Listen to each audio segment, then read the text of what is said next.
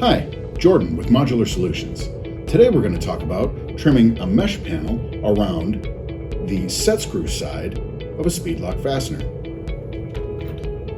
To accomplish this task, I'm going to be using lineman's pliers, but you could use side cutters or a Dremel tool or possibly an angle grinder.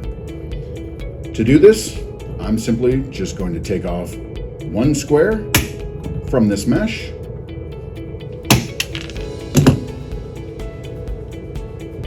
and install the mesh around the speed lock fastener. Thank you for watching. For more how-to videos, please check out our YouTube channel.